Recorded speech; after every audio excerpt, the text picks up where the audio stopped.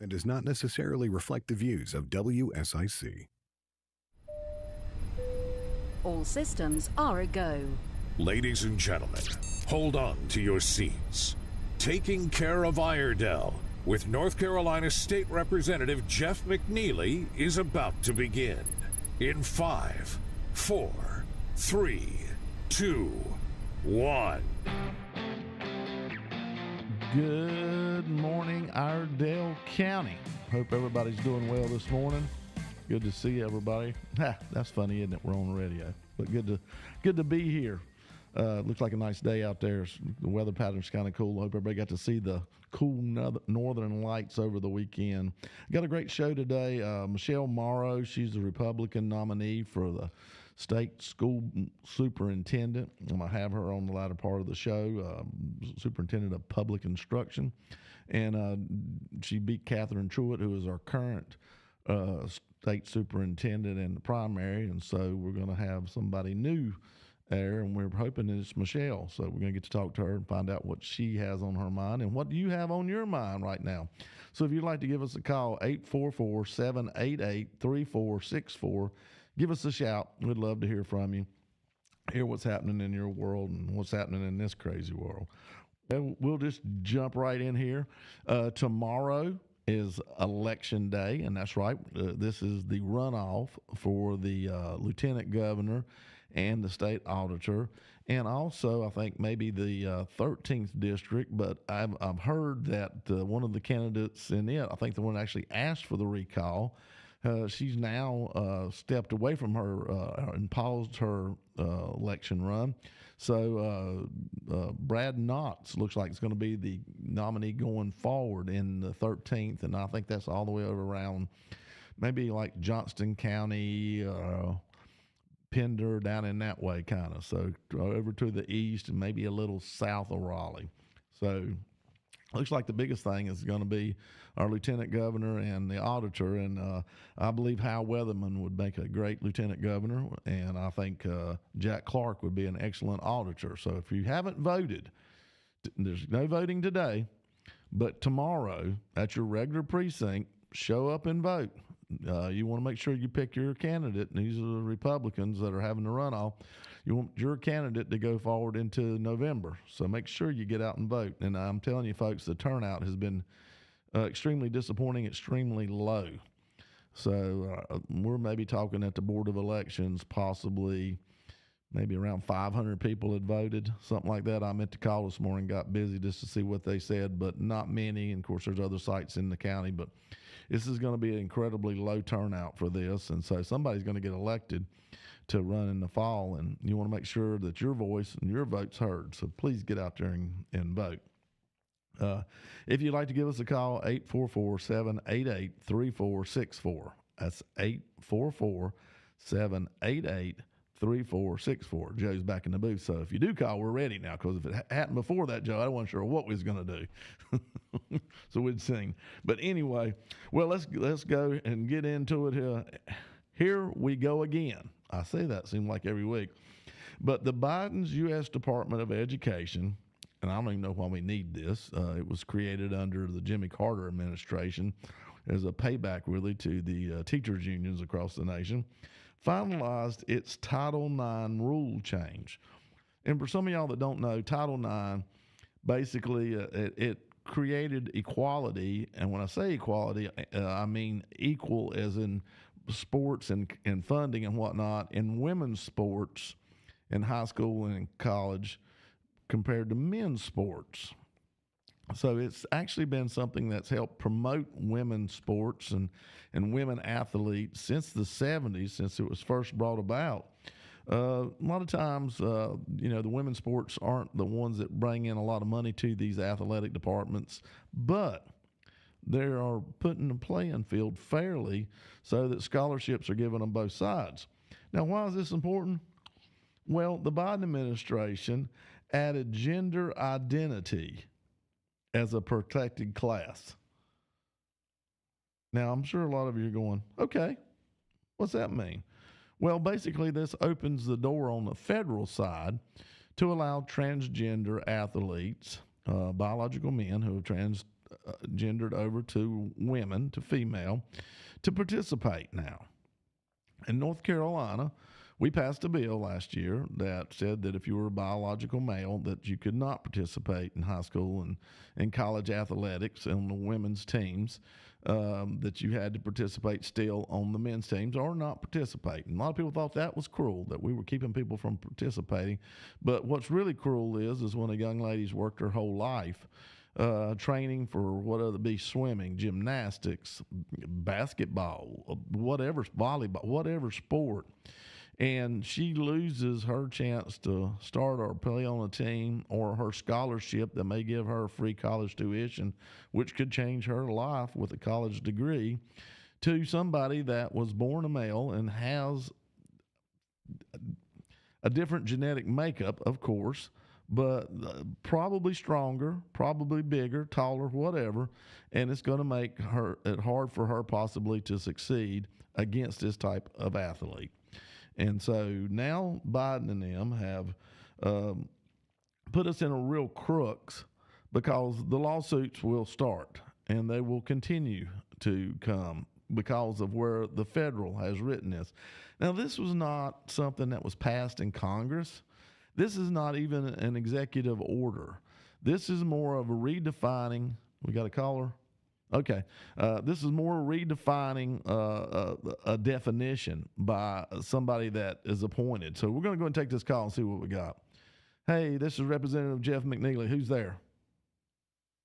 Jeff, this is Hope here, and it seems to me we could solve this whole problem just by starting a transgender league, period. And then they can go and do their thing, and you can keep the boys and keep the girls, and then just make a third league. Or I got no problem with why that. can't we do that? If that's what they want to do. I just don't think they need to be, here's the thing. You say Hope. I think that's what I heard. It kind of broke up at the very first. Yeah. There's a reason why we have men's and women's sports. And so when we allow them to go back and forth, and especially it seems like the way where the men's go into the women's, the issues arise. And so if they want to be a third league, I'm all for it. I'm all for it. I got no problem. They just don't need to take away something from a female because they have transed over into a female, in my opinion. So if they want to do a third one, that's fine. That's fine. Just answer the question, because in the end, there's the actual athlete not being dehumanized, is what we're seeing in sports betting these days. We want to keep everybody human and everybody happy. That's what America is. I got a question, Hope. How is are you talking about the trans athlete being dehumanized, or just athletes in general being dehumanized? In general, yeah, because it's dehumanizing to make a trans male who's now female to make female compete against that. I see that point, but everyone's got their choices. We've got a big old evolutionary thing happening anyway. If they just leave the medicine alone, it'll just happen. And but all this dickering over, should this be that? Should this be that? Just make a category for it. Done deal. You could solve the deficit if everyone just donated $1 from their paycheck each week, and it went straight to the deficit. If there's 52 weeks in a year, I mean, there's so many simple ways to handle stuff that, this back and forth stuff just needs to stop. Everybody should have their American dream and just not crap out a bunch of nightmares on others along the way. Okay, I can get along. I thought you brought in the sports betting, and that's the part I couldn't figure out. Hey, Hope, we got to. Yeah. We got to go to a hard break here. I got to go, but hang tight. See ya. Bye. We'll be back with more of NC Representative Jeff McNeely and taking care of Iredell after this short break.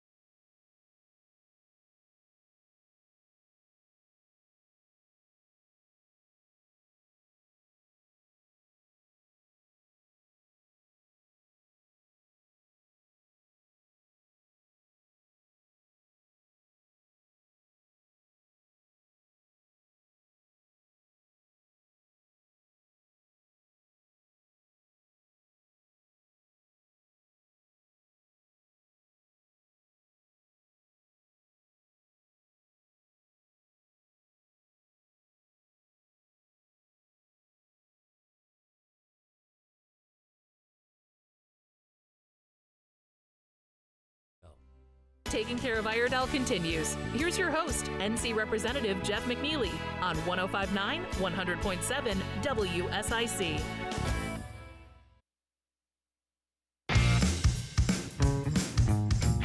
All right, we're back here for the first part of the middle of the show. I always got to get this fraction right. Still got Hope on the line. Hope, are you still with me? Sure. Okay. Kind of going in and out just a little bit, so if I can't hear you well, I apologize. And just talking to her a little bit during the break, and we talked about how sports betting has, you think, influenced the games, we'll say, whether it be college, pro, whatever. Just saying you're noticing traffic patterns because of a straight road that you see. You think people are maybe down looking at their phones trying to see where the game's at or what's happening or what all's going on. So that's unusual. I hadn't really noticed that traffic pattern deal. So anyway, but you was talking a little bit more. Go ahead. Tell us what you were saying. Hello? Can you hear me? Yeah, it's kind of going in and out. Not sure what's happening. I don't know if your phone's coming away from I know you. that when you pulled me on, your volume went down when you pulled me onto the show. But no, I mean it's just, you know, if we need to let the whole electronic thing happen, but not let it get taken over by criminals before we've all figured out what it is. Let's just bottom line it there. And what I'm saying, what I said about the deficit is if $1 from every paycheck each week got donated to the deficit, if you multiply $1 by 600 million people or whatever our population is, or we're about 350 million live in the United States, and I'm thinking somewhere around maybe 200 million are actually on a payroll. Maybe the other 150 million are old, young, whatever. So that's $200 million a year because there's 100 and something million dollars a year if there's 52 weeks in a year. I don't know. I'm just saying it seems so silly that we're going back and forth about this or that, when we could just really just zero in on things. Well, you know, instead of debating whether guys and girls who are trans, just open another league, problem solved. Yep. You know what I mean? Yeah. And on the deficit, the one thing we got to remember too, if we're putting that money, they can't keep adding to it while we're putting the money in to pay for it. That's where our big problem is. We keep adding more to it. So that in the interest is eating us alive. Yeah, but unfortunately, then there's people. I'm not anti-government. I'm really not. I'm not necessarily pro-government either. I do know that they do help people, but unfortunately, then what happens is the leg up turns into a way of life. When we just are supposed to be getting a leg up from the government and then going our merry way. Like I said, have your American dream. Just don't crap out nightmares on others along your way. And that would be people that are, more interested in doing things illegally rather than legally. Okay. All right. And everyone's making a big deal about the government and AI, and there's no one talking about CI, and CI is the criminal intelligence that's having a happy little party right now. There you go. All right. Well, Hope, good talking with you. Good talking with you. Appreciate you listening. Thank you, ma'am. Thank you for your hard work. All right. Bye-bye. Bye. Oh, we got another caller. All right, we're staying busy this morning. Let's go ahead and take that then. Let's see what we got. Hey, this is Representative Jeff McNeely. Who we got? Did we lose him? Hey, this is Representative Jeff McNeely. Are you there? Hello? Hello. I believe they're gone, Joe. Yeah, they want to wait. That's fine. That's fine. The one thing I bring up about this, and I was trying to talk with Hope on it, is, the problem is now we're going to get into a litigation issue because the state of North Carolina has got a bill on the books, and the federal government has come and contradicted that. And so we'll do the old sue till you're blue trick here till either it goes to the Supreme Court and we figure it out there, which is going to cost a whole lot of money.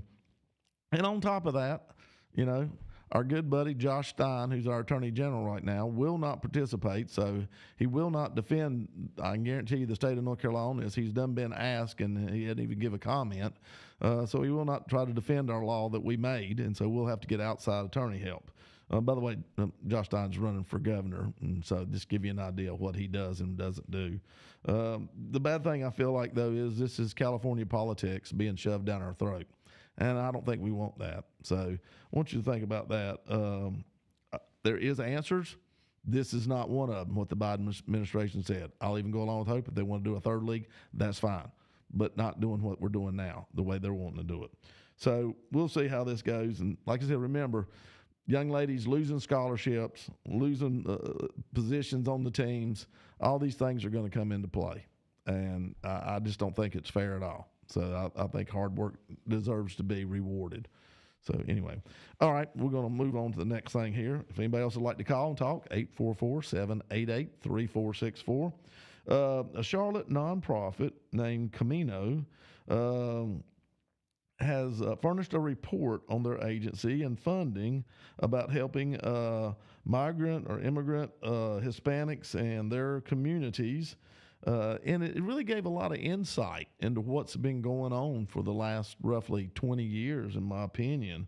And they offer multiple services, healthcare, behavioral therapy, professional development, and a whole lot more to these communities.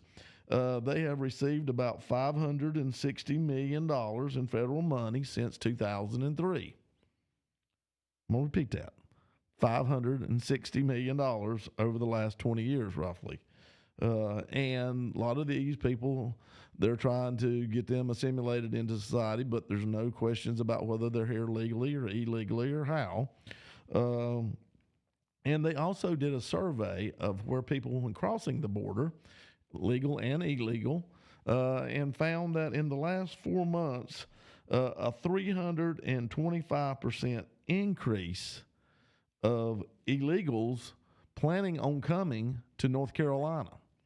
So we are now getting to become a popular destination point once they cross the border, whether it be through asylum and legally or illegally, mostly illegally. And so this is going to be interesting to see how funding comes to take care of these people that are going to be influxing North Carolina.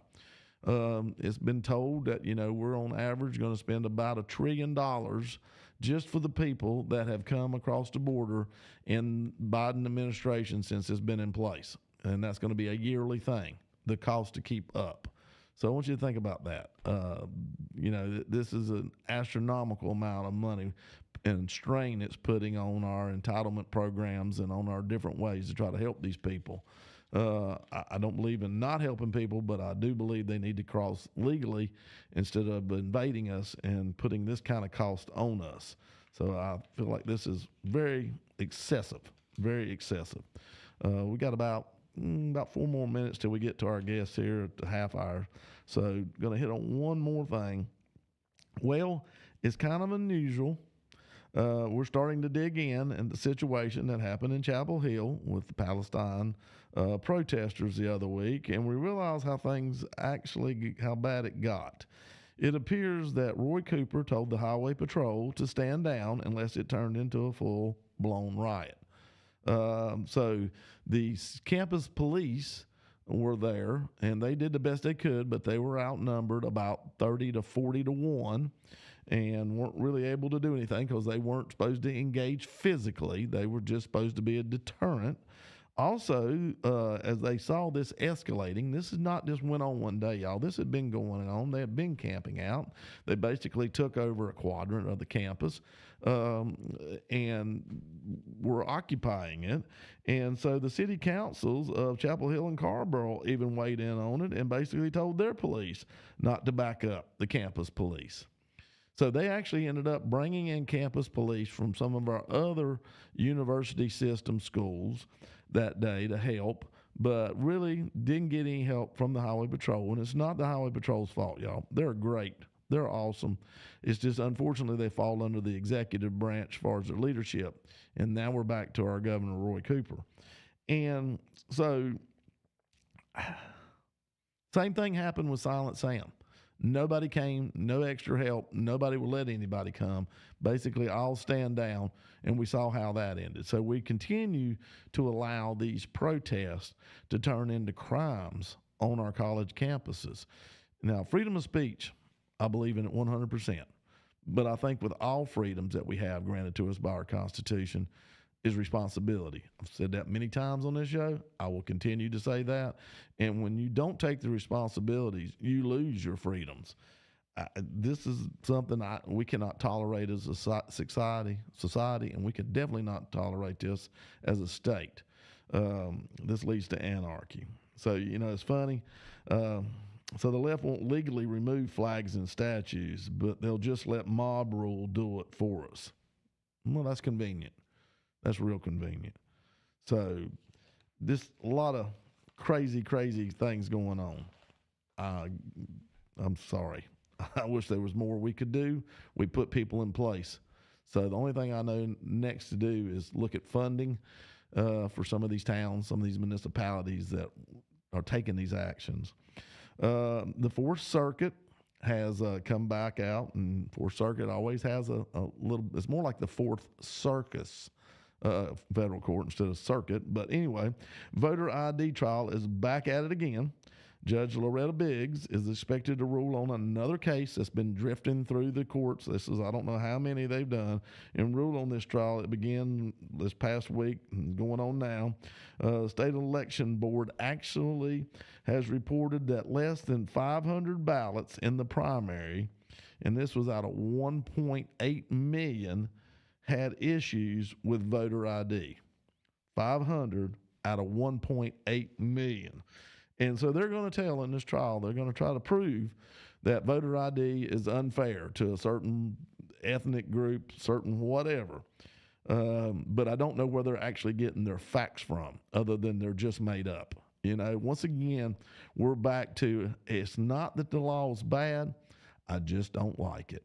I just don't like it. And really, tell you the truth, the idea on this is we'll about take anything. So for them, anybody to say they can't find some way to identify themselves to go vote, I find that really difficult in today's times. Because, folks, you have to be able to identify yourself to get cold medicine from behind the counter for anything you do, including entitlement programs. All right, we got Michelle Morrow coming on here in the next part of the show. Stay tuned. Don't leave. There's more Taking Care of Iredell with North Carolina Representative Jeff McNeely on the way from 105.9, 100.7 WSIC. You have a caller and your guest on the line. I'm just going to talk to the guest. Just to the guest. Yeah, you want to talk to them right now? Yeah, let me go ahead and get them on there. All right. So make sure she feels good. Hey, Michelle, you there? Yes, I'm here. Can you hear me okay? I can hear you well. All right, we're just going to start out here. There's a hard break.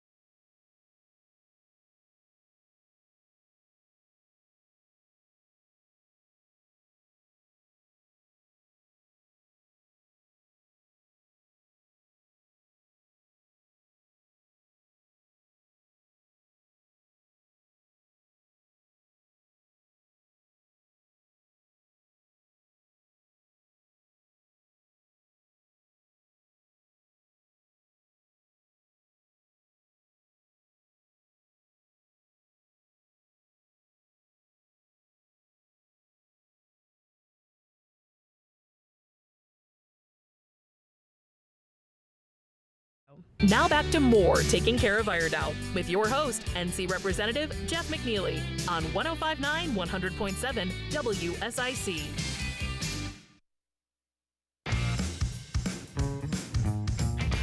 All right, back here for the second part of the show. I got my guest on the line, Michelle Morrow, candidate for State Superintendent of Public Instruction. Let's say, Michelle, are you there? I am here. All right. Hey, how are you this morning? I'm doing great. Thank you. Thanks so much for having me. You're welcome. And folks, just want to let you know, I kind of got Michelle on the spare of the moment. I had somebody else lined up, and that didn't work. But I did talk to her Saturday and told her I wanted to get her on soon. So I lived up to my word. I got you on soon. Yes, you did. But that's good. You know, she come and spoke at the Iredell Republican Men's Club on Saturday, and I've been wanting to try to get up with you and meet you and talk with you and whatnot. So this ain't as intimate as I would like, you know, but hey, we're still going to get to have the conversation this morning. So, and I think maybe you're traveling, so folks, just bear with us. We're going to do the best we can, but I think it's going to be good, and I think it's going to be a lot of fun. Well, Michelle, Tell us a little bit about you. You know, you're kind of an unknown commodities to a point. Who is Michelle Morrow? Well, I'm a wife. I'm a mother of 5. I've been a nurse for the last 31 years and also been teaching in co-ops for the last 10. And I've been an advocate for education here in North Carolina for about the last 5 or 6 years, fighting to get back to the basics of education. All right. So now, when you say you taught, were you teaching nursing then, or what were you teaching in the last 10 that you just mentioned? No. Actually, I was part of a homeschool co-op, so I was teaching high schoolers whose families had chosen to take them out of the public school system here in Wake County, where I live, and I was teaching chemistry, biology, civics, as well as Spanish at all different levels.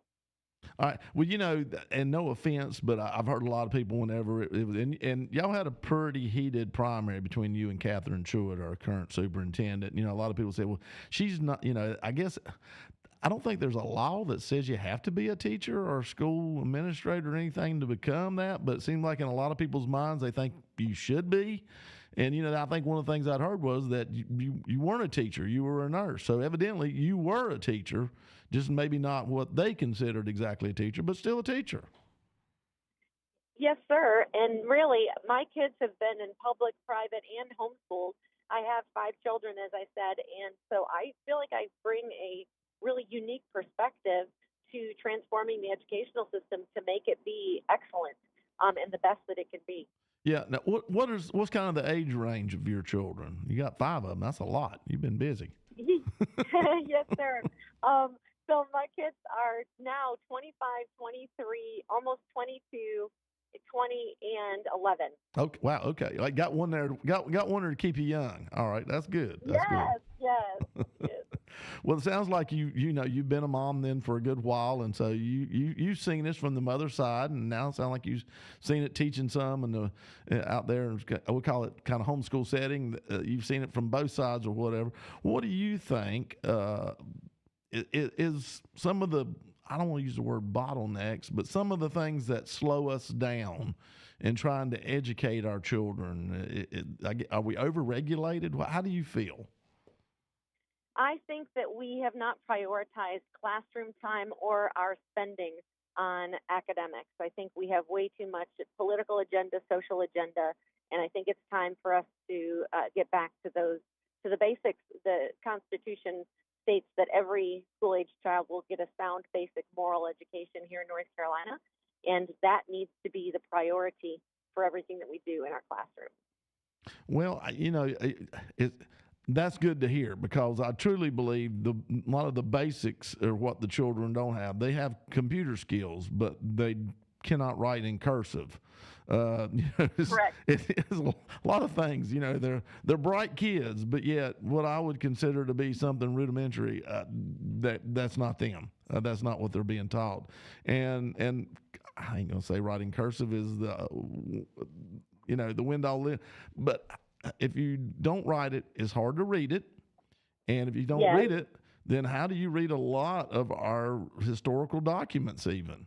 I think you're on to something, and I think there might be an intent behind not teaching cursive. Well, The other thing is, as a nurse, when we talk about just developmentally how the young brain develops, there are incredible pathways between the left and right hemisphere of the brain that are created through cursive writing, and through even looking at a like a whiteboard and looking at your paper, kind of that visual going from close to distant. And I feel like we really are doing our children a disservice with all of the handheld devices, and that's just one of the many ways that that's negatively impacting their growth and development, in my opinion. Well, I'm and I know everybody says they're not supposed to have them out, but I truly believe, I think we just need to tell the parents, tell the kids to leave their phones at home when they go. And I know a lot of high schoolers right now, if they're listening to the show, says, I'll never vote for that old man. But I don't see really any good coming from it. And I know right now a lot of parents, and this may kill me with a lot of moms out there or whatever, but I know there's a lot of parents texting their kids during the day, hey, how'd the test go? How did this go? They don't need to be distracted. Believe me, you can get distracted easily enough in a classroom without another device that basically has you attached completely to the outside world, and you can disconnect from where you're at socially.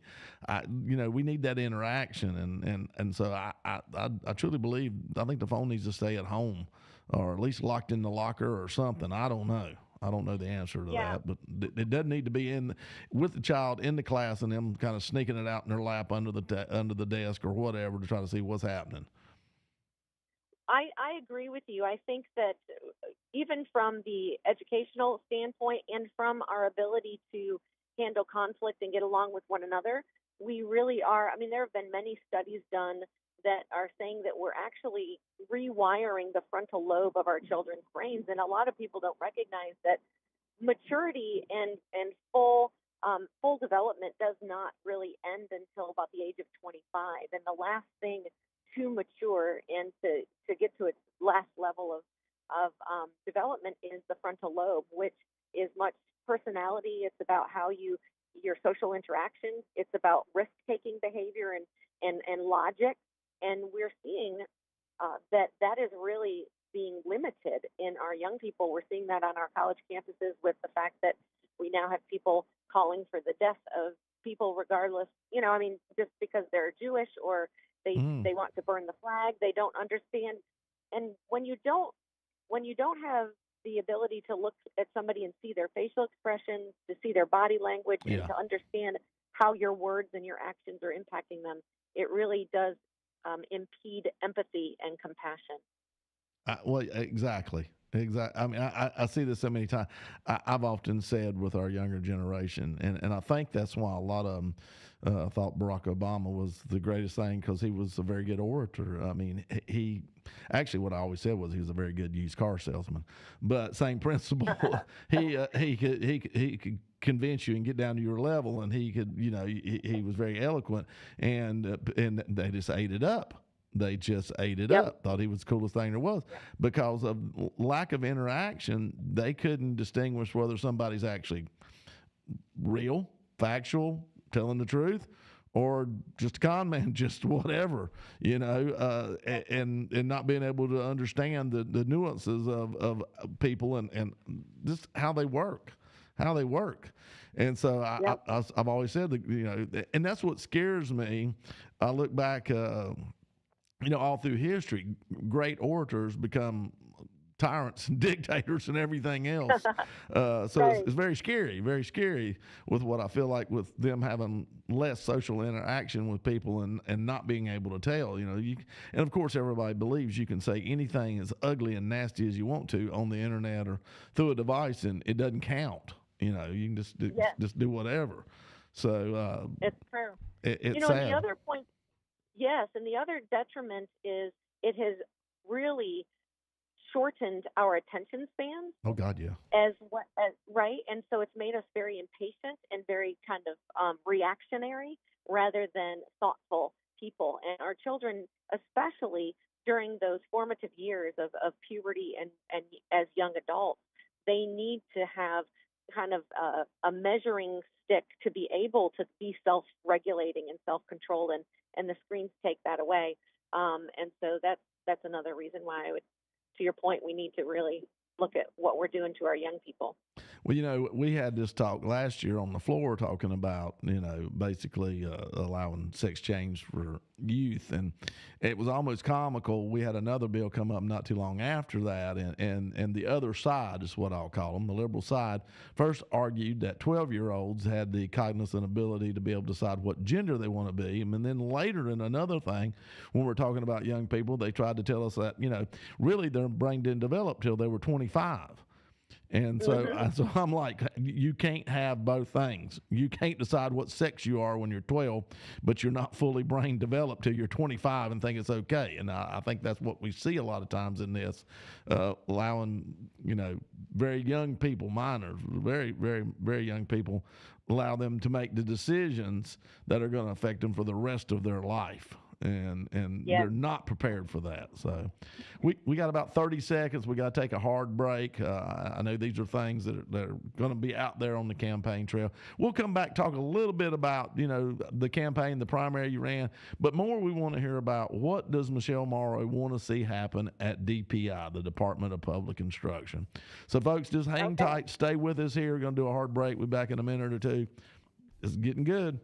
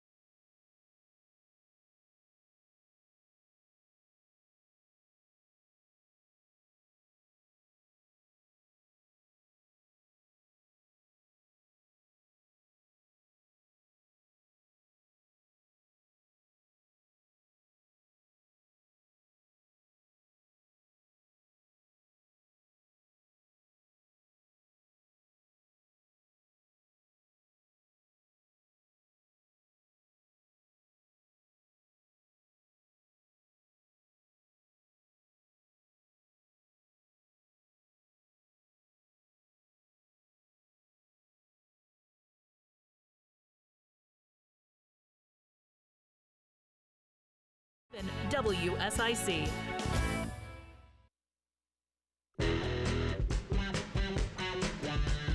All right, back here for the last part of the show. Got Republican candidate for State Superintendent of Education, Michelle Morrow. Now, Michelle, you still with me, ma'am? Yes, sir. All right, good. Hey, you had a pretty heated primary, went up against an incumbent and won. And, you took the conservative side, a lot so on issues. And, of course, that's never a bad thing in a Republican primary. What do you think was some of the things that maybe put you over the top? Because it's not easy to beat an incumbent, especially one in, statewide race like this. Yes. I think what really helped me is I've been traveling the state of North Carolina for the last couple of years and discussing with families and teachers and students what's going on in the school system. And the bill that you mentioned about protecting children's medical things from the transgenderism, as well as just getting back to the basics of education. I found out that education is a very uniting issue. It doesn't matter your race, religion, or your politics. Everyone is concerned that our kids are not safe in the classrooms. There's a lot of chaos. There's a lot of discipline issues. And as well as when it came out last year that only 25% of our eighth graders are nationally competent in reading, math, or science. Wow. I think parents are saying, what is going on? We need a change. And I think I told people I'm not a part of the system that has taken us down a destructive path. And we need somebody that thinks outside the box and is not beholden to a system. And I'm going to do what's right for the families of North Carolina and the children in North Carolina. Okay, well, that sounds wonderful. That's one way to get you elected. Well, let's talk a little bit about these different things, because I know you've talked about DEI, and I always have to tell my people up here that's not Dale Earnhardt Incorporated, and we're right here near Mooresville and everything. That's diversity, equity, and inclusion, and then CRT, critical race theory. Those are things that have come up in the last 3 to 4 years, and maybe even a little bit longer than that, but really, really hit the forefront. And no kid should be told that there's no way they're going to make it. The world's stacked against them, but that's what these do. They basically tell the child that there's no way you're going to make it, and I think just even anywhere close to that mindset, it's horrible. You're right, and I say that no one should be judged, nor should they be limited because of the color of their skin, and that's exactly what we're doing with those policies. We need to teach our children character traits about honesty and hard work and discipline and respect for others. And it really should have nothing to do with our gender or the color of our skin or what family we're growing up in. Yeah. Well, and one thing that I think you're gonna find when you get over there, because this is kind of what we find from the legislature is the leadership that we've had and that you'll probably bring, and we pray you get elected, is good. But when you start going maybe 2, 3 deep into the leadership and then down, a lot of the ones that have been there a long time, entrenched, the bureaucracy of it all.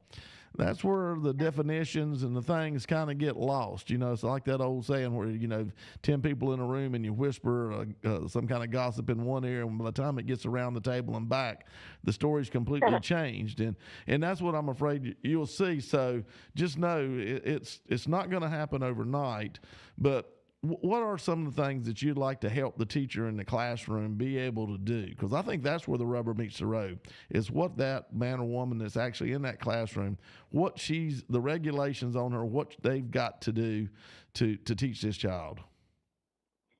Well, I really believe that what needs to happen first and foremost is an audit of where our finances are going. I think that we are spending way too much on bureaucracies and political agendas, and it's not actually getting down into the classroom. And so that's something that we need to change. The other thing is we need to focus on what programs are in existence that are really creating a lot of overhead for our teachers and not giving them the time in the classroom to focus on reading and writing and math and science and history. I've talked to teachers throughout the state, and they say every year there's some new regulation that they have to comply with, and it's taking up probably 30% of their time, and it's even eating away into their weekends and their nights, and they just don't feel like they're able to see the progress in their students because they're dealing with all this bureaucracy. And I think we need to cut that red tape. We need to figure out how we can really focus on the basics of education, and we're in a time that it's a critical point in education in North Carolina, we need to focus on the things that are kind of the life-saving measures that we would term it in the emergency room, right? Somebody comes in and you've got to look at what's critical first and foremost, and then you deal with the extra stuff afterwards. And that's what we need to do. And DPI needs to focus on giving the resources and tools to our teachers in order to be able to follow the laws that you guys set forth in the General Assembly. That's really the reason we exist. Well, and one other thing that you hit on a little bit earlier, and I think it's starting to become maybe one of the biggest issues out there with teachers is the discipline problem, and actually the students assaulting, hitting, physically, altercations with teachers. I think somebody was telling me in the exit polls of teachers leaving the profession, that's like maybe number 1, 2, or 3. It's right top 3 of why they left. They were assaulted, and really nothing was done about it. And they just said, I just don't have to put up with this. And so, where do we go with that? Well, I believe that the schools should be the safest buildings in our state, and I have already compiled a school safety advisory council of people from about 4 different states, and even a couple of members that were on President Trump's school safety administration, because we need a code of conduct, and we need for students to be held accountable to that, as well as teachers and parents as well. We need parent engagement. We need to strengthen the trust in the relationship between teachers and parents so that our children understand that they have a role to play, they have expectations, and we need to raise that bar of conduct expectation as well as academic success in order for us to move forward. Well, I think the parents need to realize they can't assault a teacher either, not only them or their child. Yes. You're right. I just, and the whole time I was in school, that never even, and we had corporal punishment back then. The teacher spanked you. I never thought about hitting back at the teacher. I was, I knew I was done. I would not survive that. My father I would be literally killed. So that was just, that was never even a thought. We got a lot of issues that we need to take care of in our homes too, so those kids are ready to get to school and learn. I see that now, talking to our local school system here, they do a great job, but they're feeding those kids breakfast, they're feeding them lunch, they're feeding them something before they leave, so they'll have something to eat. That's really not the school's job, but it's become that. The parents keep allowing, or not really allowing, but they keep leaving these children, I guess, to be completely raised by our education system, and that's not the way it should be. This should be a partnership between the parents and the system to have this child ready to learn and then ready to be taught. So I agree 100%. And I was at a meeting not long ago down at the General Assembly where they were discussing the truancy rates. And here, many people will be surprised to learn that over 500,000 children miss more than a month or more of school. Really? Every school year. Yes. It's 30%. And there's 1.5 million students right now in the public school system here in North Carolina, and 30% of them miss more than 20 days every year. And there are truancy laws, and the parents are supposed to be responsible for getting their students into the school. And so we really need to look at that. And to your point, if a child is not getting the character development and the boundaries put on them at home, then the school ends up being the place that they learn self-control and they learn consequences to actions. And if you don't learn that as a child, the chances of learning it as an adult are pretty slim. Yeah. And so the school ends up being a safe place because children like boundaries. They feel anxious when they don't know what to expect and they don't know, the rules seem to change every day. That actually does increase violence or it increases anxiety among our kids. Yeah. Well, Michelle, I told you this was a fast hour, so we're almost to the 11:58. Give me your minute why Michelle Morrow needs to be our next superintendent. If you can do it in a minute, lay it on us. Okay. Well, I will tell you that Education is what pulls communities out of poverty, and it creates leaders for the next generation. And if we want to continue to be safe and free and prosperous here in North Carolina, we have got to get back to focusing on the basics of education so our kids are ready to pursue careers that are going to be financially lucrative and personally rewarding. And I'm the one with a plan to do that. And so I would appreciate everybody going to my website, morrowfornc.com. morrowfornc.com, and together we'll make our schools the greatest in the country and an example for everybody else to follow. Is that FOR or the number 4? The number 4. Okay, so Morrow, the number 4 NC.com. All right, Morrow 4 yes, sir. NC. And Morrow is MORROW, just like tomorrow. Yep, got it. All right. Well, Michelle, I appreciate you coming on the show. Thank you. We'll try to probably have you back here for November and talk some more.